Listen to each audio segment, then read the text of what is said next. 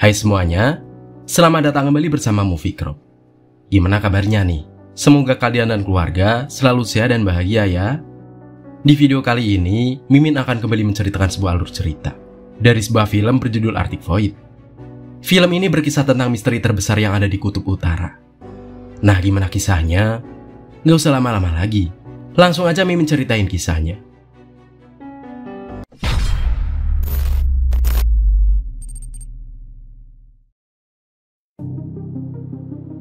Di awal film, kita dilihatkan dengan dua orang pria yang bekerja sebagai reporter.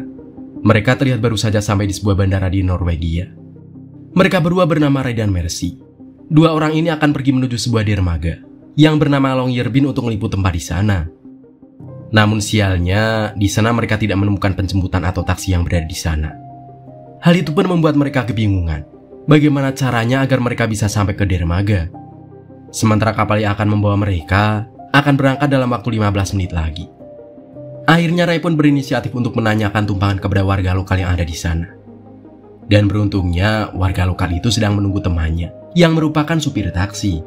Dan akhirnya mereka pun ikut bersama warga lokal tersebut. Lalu setelah mereka sampai di dermaga tujuan mereka, di sana mereka sudah ditunggu oleh seorang pria yang merupakan kameramen bernama Shin Tibet. Lalu mereka naik ke sebuah kapal yang bernama Langwa Chesan. Di sini kita diperkenalkan dengan Jim, yang merupakan seorang tour guide di kapal itu. Pulau ini merupakan pulau yang termasuk ke dalam 14 zona demilitarisasi, yang membuat pulau ini sangat aman, dan tidak akan ada perang atau kegiatan militer apapun di sana. Di sisi lain, terlihat Shin yang berkenalan dengan Mercy, yang mana saat itu merupakan pertemuan pertama mereka karena urusan pekerjaan ini. Lalu mereka pun saling bertanya satu sama lain. Mercy menanyakan dari mana Shin berasal. Dia pun menjawab kalau dia merupakan anak dari sebuah keluarga militer. Dia tidak punya tempat asal yang tetap karena keluarganya yang selalu berpindah-pindah tempat tinggal sesuai dengan tugas orang tuanya sebagai militer. Shin pun terlihat pergi ke belakang kapal untuk mengambil gambar sebagai bahan liputannya. Datanglah Ray di sana yang melihat sebuah kotak besi milik Shin. Dia menanyakan kalau kotak besi itu merupakan sebuah kotak makanan. Namun ternyata itu adalah sebuah kotak musik klasik. Ray pun menyalakan kotak musik itu dan mendengarkannya. Dia sangat heran dengan lagu yang ada di kotak musik itu, karena menurutnya suara musiknya seperti suara ikan paus, namun bisa membuatnya cukup rileks. Mercy pun melarang Ray untuk tidak lagi mendengarkannya. Namun Ray malah memberikan handphonenya kepada Mercy. Tiba-tiba saja Shin pun kembali ke sana, dan mereka berdua pun dengan cepat merapikan kotak musik itu.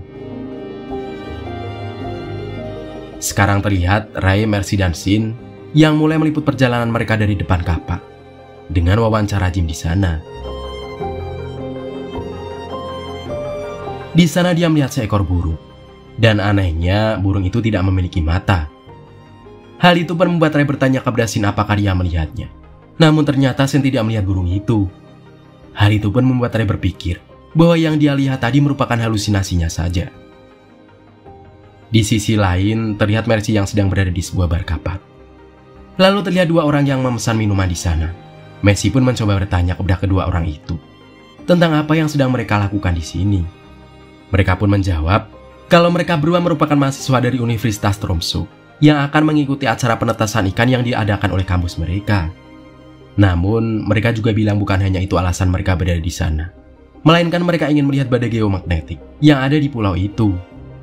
Mercy pun lalu bertanya seperti apakah badai itu.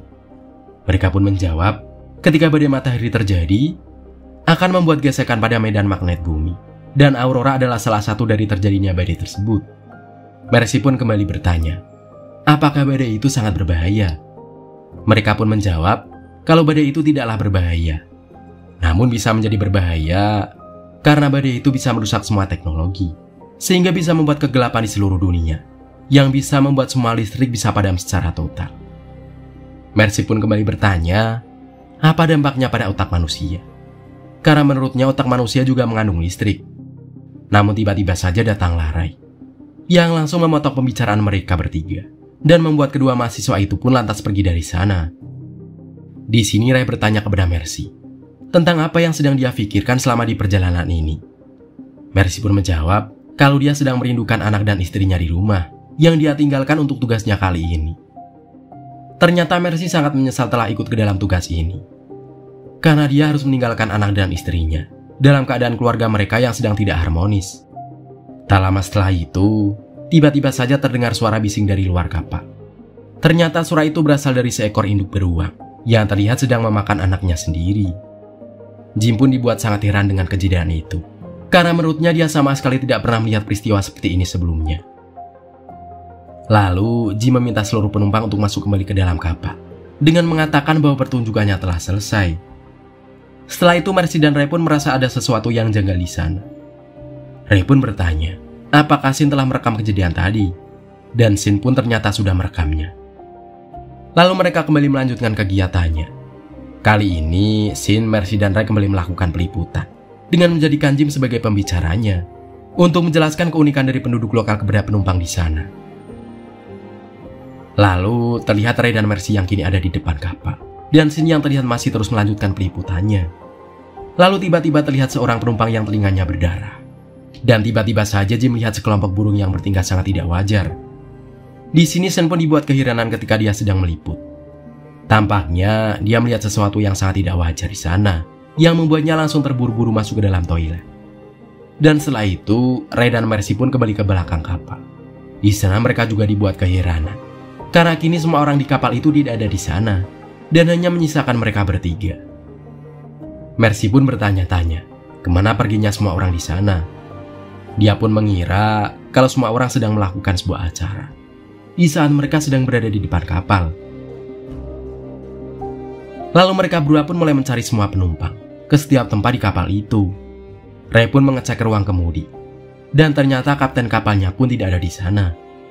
Hal itu membuat Ray dan Mercy menjadi sangat kebingungan dengan apa yang sedang terjadi. Mereka pun kembali bertemu dan mencoba menenangkan diri masing-masing, serta mencari jawaban dengan apa yang saat ini sedang terjadi.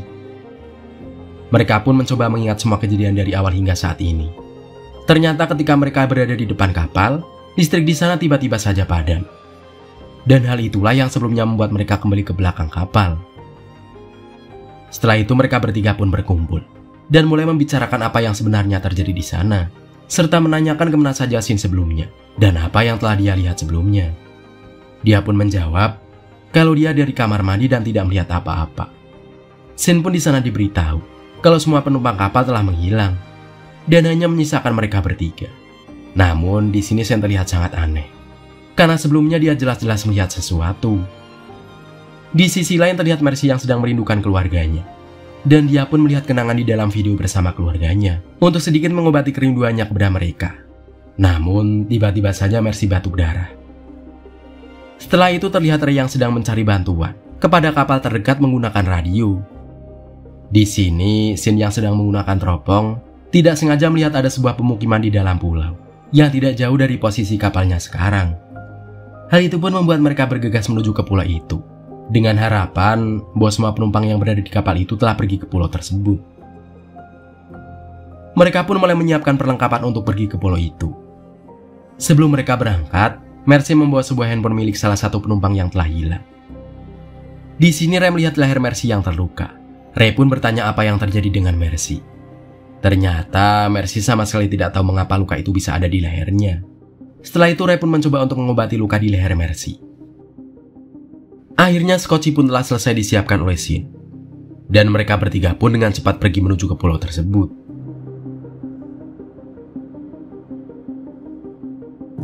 Tak lama kemudian mereka pun telah sampai di pulau itu. Di sana mereka mengamati keadaan di sekitar, yang ternyata di pulau itu pun tak ada sama sekali masyarakat di sana. Mereka terus mencari keberadaan semua orang, hingga mereka pun semakin bingung setelah melihat ada seekor rusa yang sedang terluka bersimpah darah. Hal ini membuat Mercy sangat kesal dengan apa yang telah terjadi, dan membuat perdebatan di antara mereka pun mulai terjadi. Mercy berkata bahwa sepertinya ada makhluk yang lebih besar dibandingkan mereka. Dengan semua kejadian supranatural yang telah dialami mereka, membuat Mercy merasa berada di neraka. Namun, hal itu tidaklah sama dengan Ray, yang malah mencoba melogikakan semua yang telah terjadi. Dia berpendapat bahwa semua orang telah pergi sementara ke suatu tempat, dan mereka hanya perlu mencari kemana semua orang pergi. Namun, Mercy masih tidak terima dengan apa yang telah terjadi kepadanya. Dia sangat menyesal telah ikut ke pulau tersebut, dan mereka pun terus berlanjut mencari kemana perginya semua orang di sana. Hingga ketika mereka bertiga masuk ke dalam sebuah gedung, di sana mereka menemukan ada sebuah televisi yang menyala. Dan hal itu membuat mereka berpikir bahwa sebelumnya pernah ada seseorang yang berada di sana. Semua kejadian ini pun membuat Ray mulai lelah, yang membuatnya merasa sedang dipermainkan oleh sesosok makhluk halus. Setelah itu, Mercy merasakan kakinya sangat sakit. Dan ketika dilihat ternyata ada luka sayatan, yang Mercy sendiri pun tidak tahu dari mana asal luka itu. Hal ini membuat Mercy ingin sendiri dulu sekarang. Dia meminta Ray dan Shen untuk kembali melanjutkan pencariannya di sana. Saat Mercy keluar dari gedung itu, dia pun menemukan beberapa kuburan warga lokal di pulau itu. Namun Mercy tidak berlama-lama di sana dan kembali pergi dengan badan yang telah lelah. Dan tiba-tiba saja dia pun sangat terkejut dengan kemunculan beruang kutub yang berada di depannya. Dia pun meminta beruang itu untuk tidak memangsanya. Ternyata perkataan Mercy itu berhasil membuat beruang itu langsung pergi dari hadapannya. Di sisi lain terlihat Ray dan Shen yang sedang mengobrol untuk melepaskan rasa lelah setelah mereka mengelilingi seluruh pulau. Namun, tiba-tiba saja Shen melihat sebuah lampu ruangan yang menyala di sebuah gedung. Hal itu pun membuat mereka langsung berlari secepatnya ke gedung itu dan berharap masih ada orang yang tinggal di sana. Ketika mereka telah sampai di gedung tersebut, mereka pun dibuat kecewa karena di sana juga sama sekali tidak ada satupun orang yang tinggal di sana. Namun Shen mendengar ada suara musik di sebuah ruangan. Dia pun mendekati arah suara tersebut. Dan di sana dia menemukan ada sebuah piringan hitam yang masih menyala. Di sisi lain, Ray juga menemukan semangkok sup yang sepertinya baru saja dibuat. Sementara itu terlihat Mercy yang sangat putus asa dengan keadaannya sekarang. Dan dia pun sangat menyesal telah meninggalkan keluarganya demi pekerjaan ini. Dia berpikir kalau dia mungkin tidak akan bisa kembali ke rumah. Dia pun mengeluarkan pistol dari bajunya. Ternyata Mercy melepaskan tembakan, yang membuat Ray pun menjemputnya di sana dan mengajaknya kembali ke gedung untuk beristirahat. Di sana mereka pun mabuk-mabukan karena Mercy yang telah minum sangat banyak membuatnya muntah di kamar mandi. Ray pun membaringkan Mercy yang sangat mabuk dan kembali ke dapur untuk menghangatkan sup panas yang sebelumnya telah dia temukan. Ketika Ray pergi ke dapur, terlihat Mercy yang saat ini sedang melihat isi dari handphone penumpang yang telah dia bawa sebelumnya. Di sana terlihat wajah Mercy yang sangat terkejut ketika melihat video yang ada di dalam handphone itu. Dan Mercy pun mencoba memberitahukan kepada Ray apa yang telah dia lihat di dalam video itu. Namun Ray mengira kalau Mercy sedang mabuk. Ray meminta agar mereka bisa terus melanjutkan perjalanannya ke Longyearbyen dengan bertanya kepada Shen berapa lama waktu yang harus mereka tempuh untuk dapat sampai ke sana. Shen pun menjawab kurang lebih 4 jam perjalanan untuk bisa sampai ke sana. Namun sialnya bahan bakar kapal yang mereka tumpangi sepertinya tidak akan cukup untuk sampai ke sana. Ray pun meminta agar Shen menjaga Mercy dan dia pun akan mencoba mencari bahan bakar untuk kapal mereka. Dan ketika Ray telah pergi dari sana, tiba-tiba saja Mercy bertanya kepada Shen, siapa kamu? Namun Shen pun tidak menjawab pertanyaan dari Mercy itu. Shen malah memberikan handphone kepada Mercy untuk mendengarkannya. Hal itu pun membuat Mercy seketika tertidur. Di sisi lain terlihat Ray yang sedang mencoba mengeluarkan bahan bakar dari sebuah mobil. Lalu dia pun pergi ke skocinya untuk mengisi bahan bakar. Setelah itu dia kembali ke dalam gedung. Di sana, Ray melihat Mercy yang keadaannya saat ini semakin memburuk. Mercy pun memuntahkan darah beberapa kali dari mulutnya. Hal itu membuat Ray sangat panik dan memikirkan cara untuk membuat Mercy dapat pulih kembali. Di sini, sebenarnya Mercy ingin memberitahukan kepada Ray tentang apa yang telah dia lihat di dalam video itu. Namun, Ray tidak mengerti apa yang sedang disampaikan oleh Mercy. Hal itu pun membuat Ray berpikir kalau Mercy masih dalam pengaruh minuman. Mercy pun berusaha bangun dan bilang kepada Ray bahwa Shen berusaha untuk membunuhnya. Mercy pun meminta Ray untuk melihat video itu. Dan akhirnya Ray pun melihat video itu. Dan ternyata di dalam video itu, Ray melihat bahwa sebenarnya Shen telah melihat semua kejadian di kapal itu. Shen melihat semua yang telah terjadi. Hal itu pun membuat Ray dengan cepat mencari di mana Shen berada. Di luar gedung, Shen pun dikagetkan dengan Ray yang tiba-tiba saja menyergapnya. Ray pun sangat marah kepada Shen dan mereka harus berkelahi di sana. Di sini, Shen pun kalah dan menyerah. Setelah itu Ray kembali bertanya kepada Shen tentang apa yang telah dia lihat sebelumnya.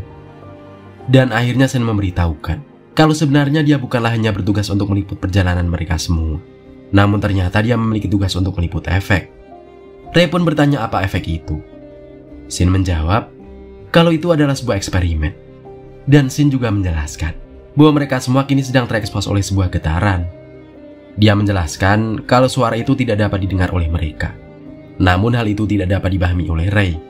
Dan ternyata itu adalah sebuah senjata sonik yang berfungsi untuk menyerang saraf otak. Ternyata Shin telah dibayar oleh sebuah perusahaan rahasia untuk mendokumentasikan efek dari suara itu. Namun Shin tidak memberitahukan siapa yang telah menyuruhnya. Ternyata Shin juga sama sekali tidak tahu bagaimana senjata itu bekerja. Dia hanya ditugaskan untuk merekam semuanya. Ray pun menanyakan apa yang sebenarnya terjadi pada semua penumpang. Shin berkata kalau semua penumpang menghilang begitu saja seperti uap. Dia juga bilang kalau penglihatannya terganggu ketika seluruh penumpang tiba-tiba saja menghilang. Namun Ray sama sekali tidak percaya dengan apa yang telah dikatakan oleh Shin.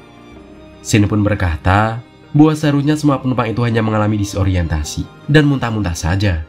Namun Ray tetap tidak percaya kepadanya. Shin pun ternyata tidak bisa menjelaskan tentang semua itu, dan dia juga sebenarnya tidak ingin berada di sini. Setelah itu Ray menanyakan kotak musik milik Shin. Shin berkata kalau kotak musik itu dapat mengeluarkan suara untuk membuat sebuah getaran pembalik inokulasi yang berguna agar mereka tidak terkena efek dari senjata itu. Dan Ray pun bertanya bagaimana mereka bisa keluar dari pulau tersebut. Shin menjawab kalau seharusnya mereka telah dijemput oleh seseorang. Namun semua itu harus terhambat karena tidak ada sinyal di pulau itu, yang membuat GPS tidak dapat berfungsi. Lalu Ray pun mengambil HP Shin dan langsung pergi. Setelah itu terlihat Mercy yang masih sangat putus asa. Dia masih terus berpikir bahwa dia tidak akan selamat dan dapat kembali pada keluarganya. Namun Ray meyakinkan Mercy bahwa mereka semua akan selamat. Ray pun meninggalkan Mercy di sana, dan Mercy pun terlihat menangis ketika melihat foto keluarganya. Di sisi lain, terlihat Shin yang sedang membenarkan mesin kapal, dan dia pun dihampiri oleh Ray. Ray menanyakan bagaimana Shin bisa ikut dalam tugas rahasia ini. Shin pun menjawab kalau teman lamanya yang masih bekerja di kemiliteran menghubunginya dan menawarkan pekerjaan ini. Karena pada saat itu Shin sangat membutuhkan uang, dia pun menyetujui ajakan temannya itu. Setelah itu Ray mendengar suara yang sangat aneh berada di sekitarnya. Suara itu pun membuat mereka berlari menjauhi tempat itu. Setelah mereka cukup jauh dari sana, tiba-tiba saja handphone Shin mendapatkan sebuah pesan kalau lokasi mereka telah terlacak dan penjemputan pun akan tiba dalam waktu 30 menit lagi. Hal itu membuat mereka sangat senang dan berlari menemui Mercy. Mereka pun memberitahukannya bahwa mereka semua akan segera dijemput. Ray pun membawa Mercy keluar dari gedung itu untuk menunggu penjemputan. Namun sialnya kondisi Mercy semakin memburuk, hingga Shin pun meminta Mercy dan Ray untuk menunggu di dalam gedung, dan Shin akan keluar untuk menunggu tim penjemputan. Di sini Mercy berkata kalau ini adalah waktu terbaiknya bersama Ray. Dia berkata kalau dia sangatlah senang telah memiliki sahabat seperti Ray. Setelah itu akhirnya Mercy pun tidak sadarkan diri, yang membuat Ray sangat panik di sana. Dia pun mencoba untuk membangunkan Mercy. Namun sayangnya Mercy pun harus tewas. Hal itu langsung membuat Ray sangat sedih dan menangis ketika Mercy harus mati di pelukannya. Di sisi lain terlihat Shin yang sedang berjalan di luar gedung. Namun tiba-tiba saja Shin pun langsung tewas di sana setelah ada seseorang yang menembaknya dari kejauhan. Ray pun dikagetkan dengan suara tembakan tersebut yang membuatnya langsung mengambil senjatanya. Tidak lama setelah itu terdengar suara telepon yang berdering. Hingga kemudian film pun berakhir.